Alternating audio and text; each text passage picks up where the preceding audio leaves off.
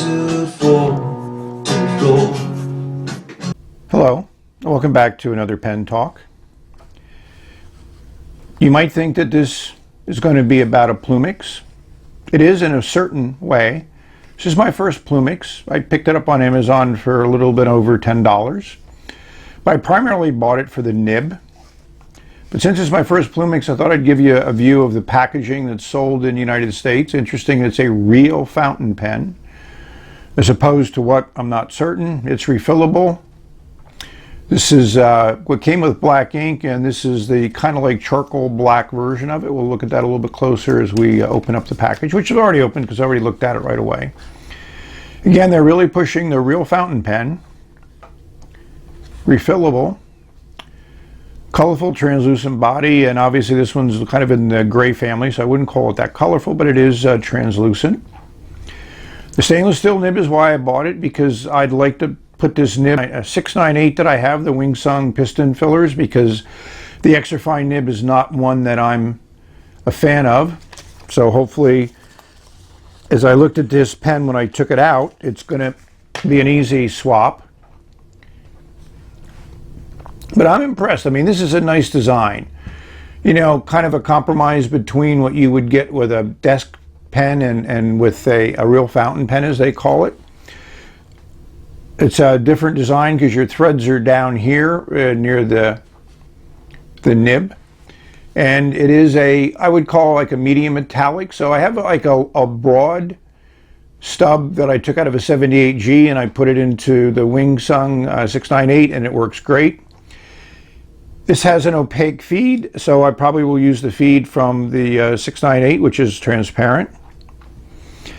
So I'm certain this just pops out, and it's easy, it comes out easily. And there's the nib, which has that same design that the Wing Sung uses with those wings, so it snaps in place on the feed. So that's what we're going to do. And maybe I'll put another type of nib in here because I think the pen is a nice design. The Pilot Plumix feed and nib, and here we have the Wing Sung feed and nib. I really like the transparent feed in the Wing Sung. The channel in the Pilot is about the same. I say it's a little bit more open, so I'm going to open up this channel in the Wing Sung just a little bit with my trusty stout scalpel. Going to clean off this little nib at the end, which is, you know, part of the difference between the quality control and things of that nature. This should be smooth. No reason for that to be there. Other than that, the two feeds are more similar than dissimilar. And if we look at the two nibs, we'll also see a lot of similarities, especially the way it's designed with these wings on the back of the nibs, which fit into a slot in the feed. So if you take the Pilot nib and the Wing Sung feed, it snaps right into place, so it puts it exactly where it needs to be. So we're going to open that up, reassemble the 698, find an interesting ink, I think going to be in the blue family, and give it a shot. Nib has been installed. Didn't take me long to select the ink.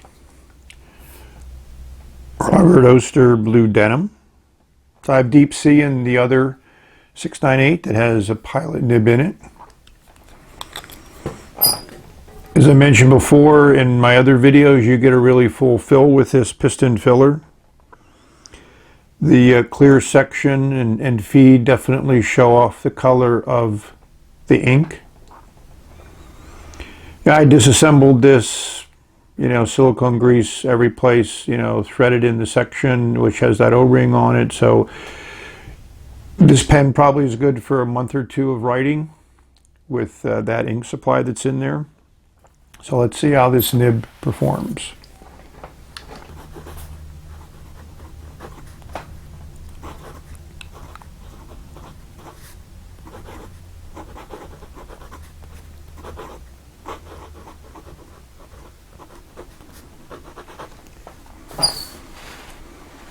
I mean, I'm very, very happy. Opening up that channel in the feed definitely gives it a better flow than it had before. I wouldn't want this any wetter than it is now.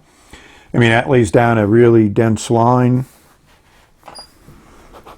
It's very easy to lay down a nice patch of ink.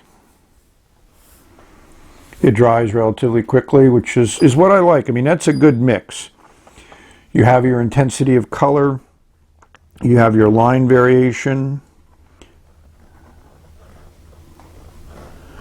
I mean, it's not great, but it's just enough to add a little character to your writing, which, if you're going to be doing a lot of writing, that makes it an easy way to do that and still not give you that tiring effect that you might get from flexing. At least I get from trying to flex on a continual basis.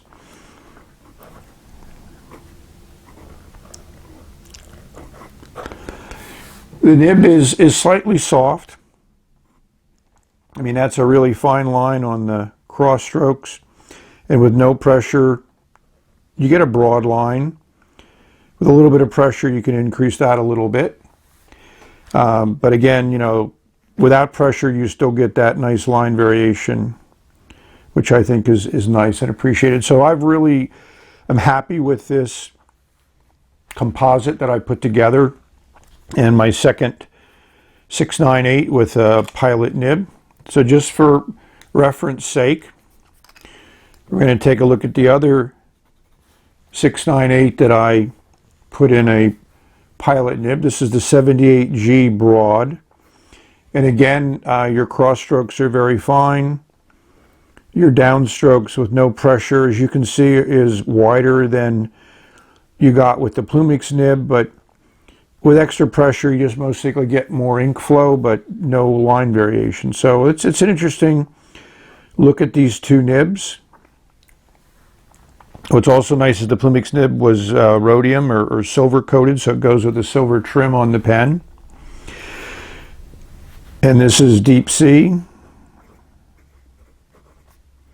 You may have noticed a little bit of a hard start. I mean, this nib is more sensitive to angle, and because it's a wider stub, that's to be expected.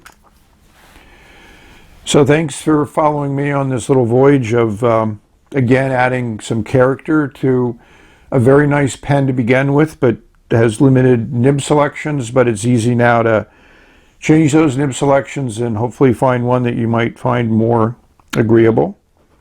So thank you for watching. May you have many great writing experiences, explore inks and papers and pens. Till later, bye.